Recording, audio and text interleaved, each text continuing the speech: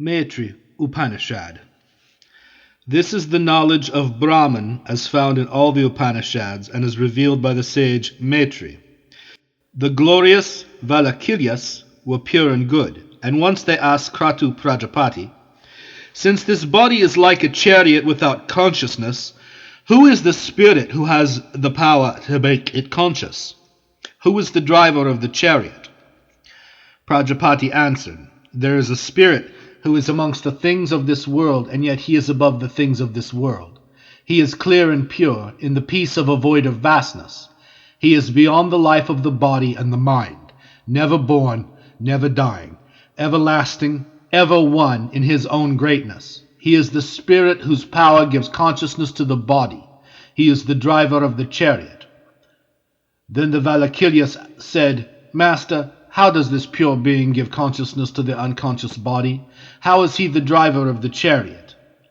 Kratu Prajapati answered, "Even as a man who is asleep awakes, but when he is asleep does not know that he is going to awake, so a part of the subtle invisible spirit comes as a messenger to the body without the body being conscious of his arrival.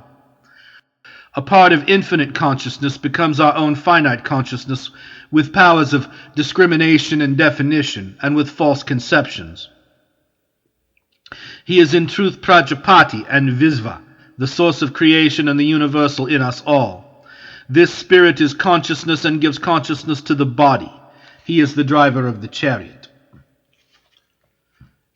The poets say that this is the spirit who wanders on this earth from body to body, free from the light and darkness which follow our works. He is free because he is free from selfishness, and he is invisible, incomprehensible, hidden in darkness. He seems to work and not to be, but in truth he works not and he is. He is in his own being, pure, never changing, never moving, unpollutable, and in peace. Beyond desires, he watches the drama of the universe. He is hidden behind the veil of the three conditions and constituents of the universe. But in the joy of his law of righteousness, he is ever one. He is ever one.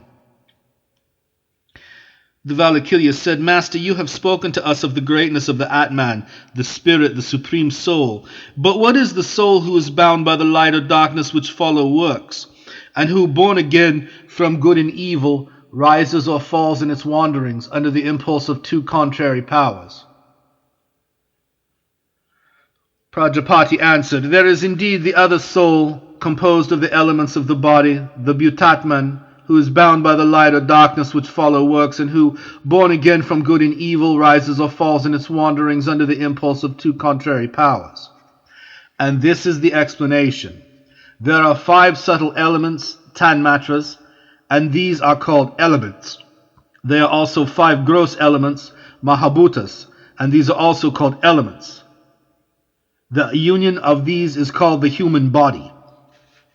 There are also 5 gross elements, mahabhutas, and these are also called elements.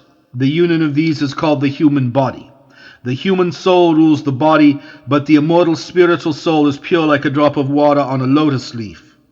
The human soul is under the power of the 3 constituents and conditions of nature, and thus it falls into confusion. Because of this confusion, the soul cannot become conscious of the God who dwells within and whose power gives us power to work. The soul is thus whirled along the rushing stream of muddy waters of the 3 conditions of nature, and becomes unsteady and wavering, filled with confusion and full of desires, lacking concentration and disturbed with pride. Whenever the soul has thoughts of I and mine, it binds itself with its lower self, as a bird with the net of a snare.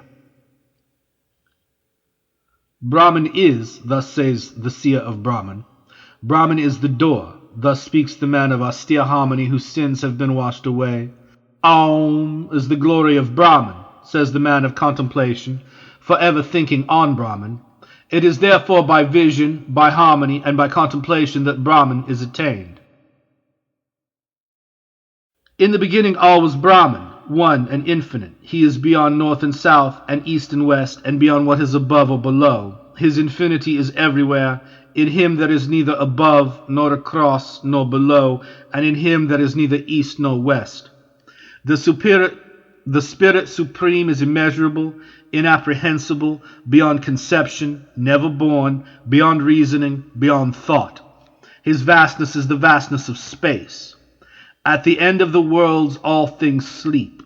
He alone is awake in eternity. Then from his infinite space new worlds arise and awake, a universe which is a vastness of thought. In the consciousness of Brahman the universe is, and into him it returns. He is seen in the radiance of the sun in the sky, in the brightness of fire on earth, and in the fire of life that burns the food of life. Therefore it has been said, he who is in the sun and in the fire and in the heart of man is one. He who knows this is one with the One. When a wise man has withdrawn his mind from all things without, and when his spirit of life has peacefully left inner sensations, let him rest in peace, free from the movements of will and desire. Since the living being called the spirit of life has come from that which is greater than the spirit of life, let the spirit of life surrender itself into what is called Turiya, the fourth condition of consciousness. For it has been said, there is something beyond our mind which abides in silence within our mind. It is the supreme mystery beyond thought. Let one's mind and one's subtle body rest upon that, and not rest on anything else. There are two ways of contemplation of Brahman, in sound and in silence.